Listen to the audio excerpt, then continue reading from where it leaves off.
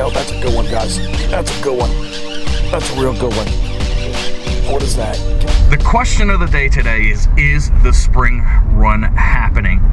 That should be answered hopefully later on in this episode right here with the help of Josh, who's driving right here. In tow, we've got the John boat here, and we're popping into a location I've been out to once before, but not for the species that we're going to go after today. You saw a few weeks ago, we came out on one of those rivers, and we were going for the white perch, and it was kind of very slow catching that particular species of fish. So hopefully right now, that's all going to change when we go out to another location. It's a little bit further southern than what I'm normally used to, because I'm always used to one location I go to every single year, right around the end of March, and if not the beginning of April.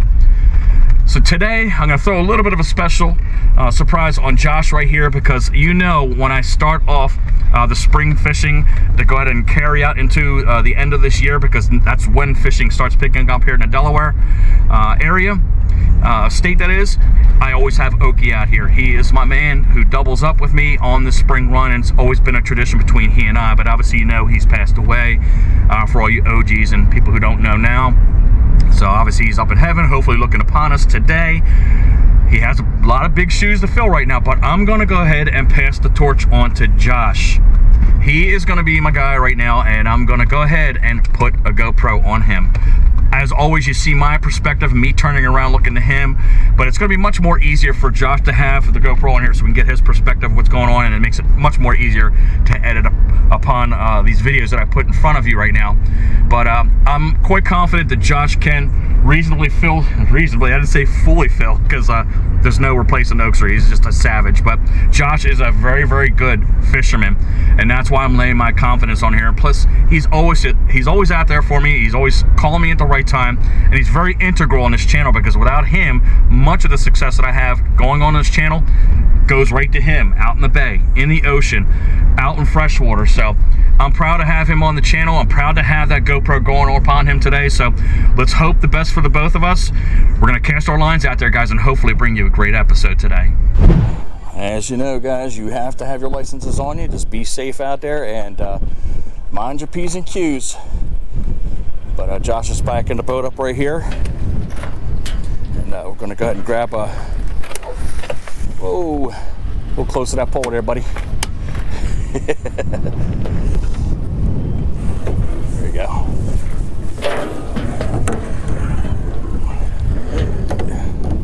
All right, good call on that one, Josh. All right, let's get ourselves all situated here.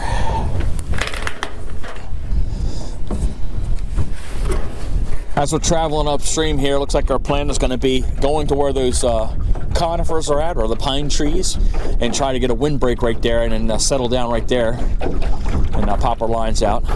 Josh says he can't contain his excitement now that he's got a GoPro on. He feels like a celebrity now.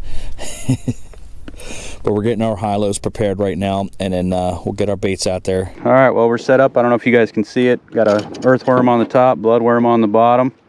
Hopefully this little creek produces for us. We'll see. I'm trying to hit the edge. We're sitting in a little bit of an eddy, and there's a pretty good current going by, and I'm trying to hit the edge where the water's mixing, and hopefully that works. Hope you guys are proud. Josh threw his inaugural cast out there. He was the first commentating on the video, so welcome to the channel, Josh. Woohoo! Star. And now I'm going to go ahead and get my cast out there. Oops. Look at that amazing cast. Did you see that, guys? Get him? Nope. Dang it. Swing and a miss. I think we got a fish on. Yep, definitely got a fish on. Nice. What do we got here? Oh, nice perch there. Fatty perch there. That's a good way to start off. Yeah. On the blood? Yep. On the earthworm. That's on the nightcrawler, yeah. Definitely we got nightcrawler action, because the last time we didn't. But we'll show her off. That took about maybe 10-15 minutes. Probably about 8 or 9 inches long. But we'll measure that off and see what's up. 8 inches is the minimum size. And I don't know how many Josh is going to take home, but I'm sure he's going to take a few. And that one is just over the 8-inch mark. But it's got a little fat little stomach going on here. I'm going to turn it around. Give it a little squeeze around the Yeah, see what happens, guys. We got a male or no? Nope. Toss it or keep it? Toss it. All right, she's going in the water. We're looking for the big ones. Whoa, off she goes. All right, getting a little nibble here. Hopefully it turns on here pretty quick. You know, we said in the past video, you know, these perch, they move through in schools, and you know, so you'll have lulls, you'll have waves where you get a bunch of bites, and then you'll have waves where it's just nothing. And hopefully we get one of those waves coming pretty soon. But I think, you know, Dan caught that first fish and might have caught maybe the tail end of a wave. We had a couple bites really quick and then kind of shut off, and hopefully next wave comes through pretty quick. As we're sitting and waiting for our next bite, we are getting nibbles here and there, little small ones. But again, we're just letting this tide kind of set in right now. Steve finally got the Delaware recreational fish limits ruler in his shop for this year, 2023. And this is a valuable tool to have on you, because when Josh and I came out on the water today, we had Denrec, I think it was, right? Fish and Wildlife? Yep. They were out here, so they're in force. So one, obviously make sure you have your fishing license. And two, make sure you have this with you, because they will come across your vessel, and if they board, you better be sure that these things are within legal limits, because you can be fined heavily and possibly lose your fishing license. I don't know whether it's for a year or for a lifetime, but I've seen them on the Cape Henlopen Open Pier when I'm out there, not in a boat, and just taking people's fish left and right because people decide they want to keep whatever they want to keep, and that's not how it works here in Delaware. 8 inches for the white perch that we're going after. That's the minimum size. I think 50 is the limit based on what I'm looking at here, because it's considered a panfish, because I don't see it anywhere else in here.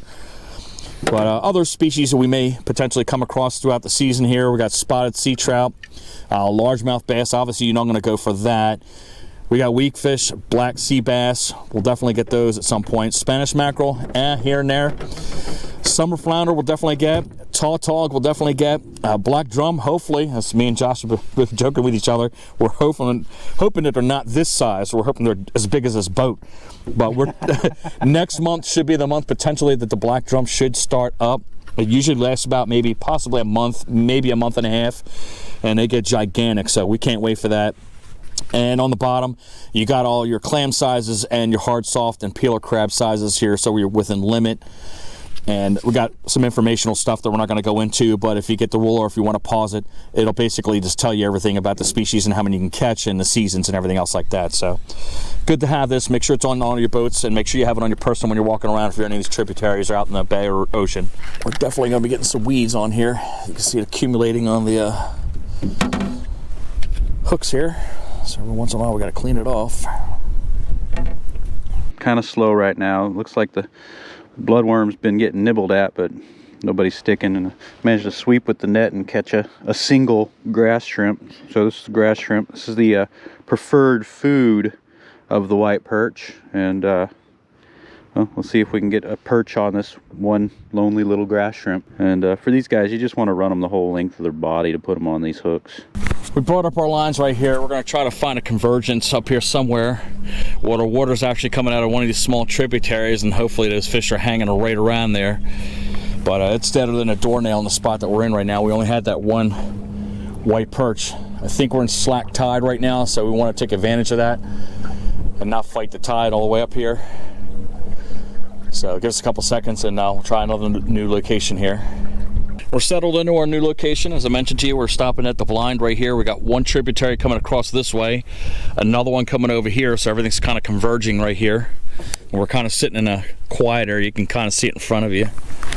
So hopefully the thought is when the outgoing is coming, these white perch should come right along this calm area. But we had to get out of the other section because it was not productive at all.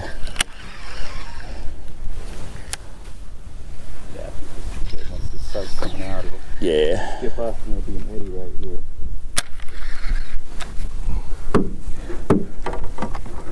I bought this shrimp a couple weeks ago at Smith's Bait Shop, and didn't use much of it that time because, well, we were only catching catfish on it.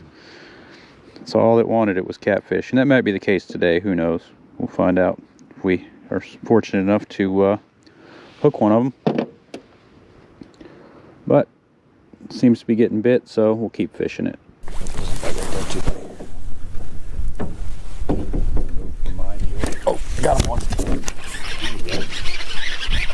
cat. All right, we're starting up with the cats again. Meow, meow. That is not a channel. No. That's a... Is that a blue cat? Blue cat, yep.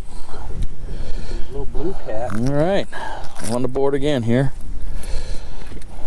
He got it right in the corner too, perfect spot. He's got it good in there.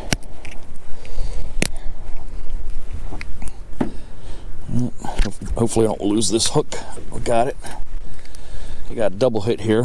He's got the line wrapped around his head here, you can see it. And into his gills. There we go.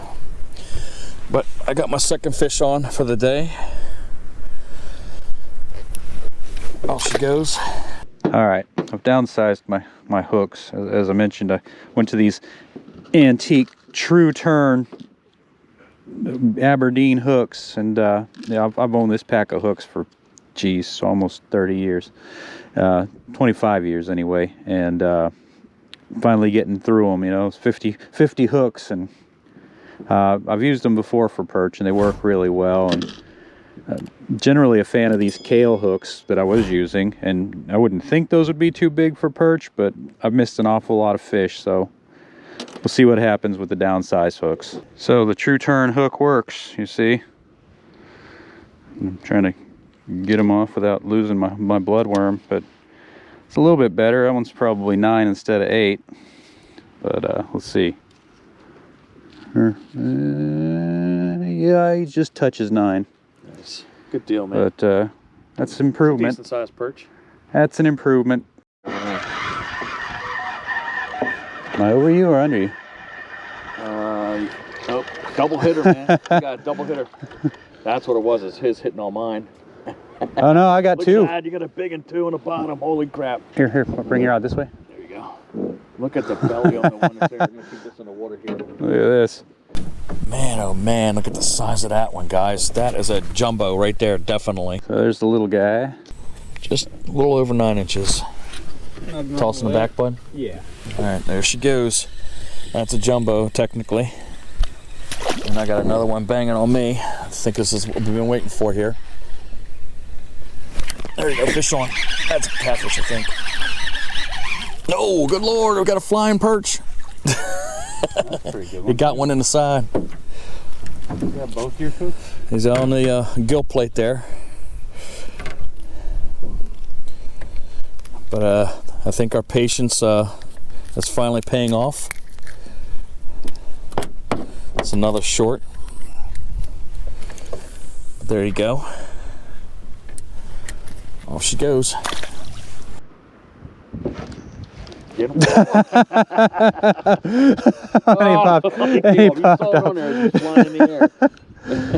We were just screwing around. We're just dropping the bait down in front of us, and apparently moved in closer. Lines. So closer How funny is that? Closer is better because it puts less line out there to catch the crap. Oh, this one is like a weight. He's got about 8 pounds of crap on the end of that one. Let's see what he got. He's got something on her. Oh, geez. I'm bringing in a log. What is that, a stingray? Oh, it's a horseshoe crab. Got a dinosaur on the end of the line here. Here he comes. He's going to try to bring it up front here. These are the things you hate having on the end of the line. Horseshoe crab. My camera dies at the wrong time.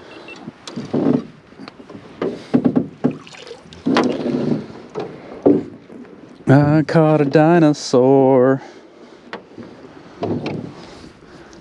Horseshoe crabs love fish bites. There we go. So this horseshoe crab, you see, he's doesn't have a lot of parasites or passengers. He's just got one little slipper shell on him. This is a male. He's got the little boxing glove, and he's got the upturned lip. But, yeah, they're gonna start moving into the Delaware Bay here pretty soon to spawn. So if you see them on the beach, it's okay to flip them over. There's nothing on here that's gonna hurt you except that hinge. Don't get your finger caught in the hinge. But just flip them over and send them on their way. My other rod's getting hit too. We're gonna make one more final move. We're gonna go over to this point here. We can see like kind of white froth on top of there where these currents are meeting and everything else like that. So we're gonna try to sit on that point right there and see what happens. As you can see, we're on the opposite side right here. Here's what we're talking about, this froth area right here. And there's kind of like a mix of currents going on right here, and this is kind of like a calm area that we're gonna drop in. Just spitballing. Over the boat. I almost got the rod taken away from me, guys, but we got this giant perch on the end of the line. That is definitely a jumbo. Holy crap. I had my camera off, man, but god darn, that's a nice looking perch. Oh, here we go. Look at the size of that perch, guys. That is definitely a nice one. But let me get this rod over here. Get the board over here so we can get a quick measurement on them. That looks like the biggest one of the day. What do you think? Put them up against the board. Whoa, Lord, no, you're not. After all day, ain't happening, son. That's a 10-inch perch, guys. Off she goes.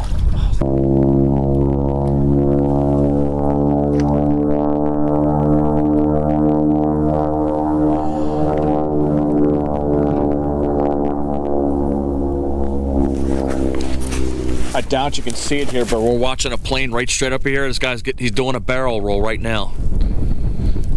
He's coming down. You can see him. And there's no air shows around. This is just a guy just out here randomly flying his plane. Oh my goodness gracious, there we go. Fish on. Another nice one. I did a loop-de-loop on my line. All right. These fish are right close to the boat. Nice. Off she goes.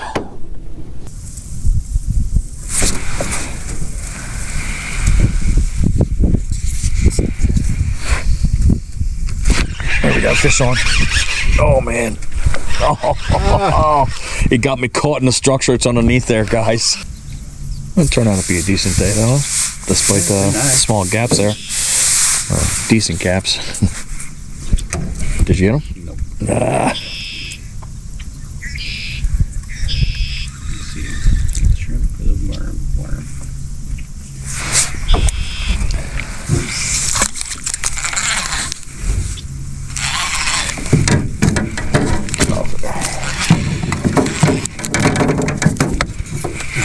Oh, you're on there? He just put the rod down. Oh, you got a double too. Oh, snap. And the shrimp and the worm. What? Just dropped it in. Great job, Josh. He was just complaining about no bites at all, man. And this guy got the second double of the day. Awesome. I'm hoping the sound was on out there. I pulled the mic cord out. But great job, Josh.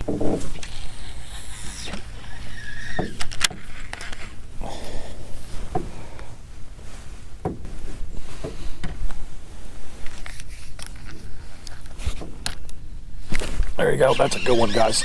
That's a good one. That's a real good one. What is that? Catfish? Oh, double. Two big ones. Oh, no, we got a rock or something on the bottom of it. That's why it's so big. Look at this, guys. Oysters. There we go. Caught a fish and some oysters. I know what structure's down there. Yeah, right? All right, that's a decent sized perch too. It's a decent sized oyster. Yep. Did he eat that? No, it was wrapped around. Let me see that. We got some clumps of oysters here. Isn't anybody living in there though?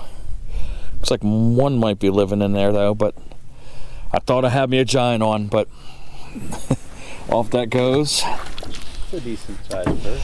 And then Josh is gonna hand me the perch that we just got there. There you go.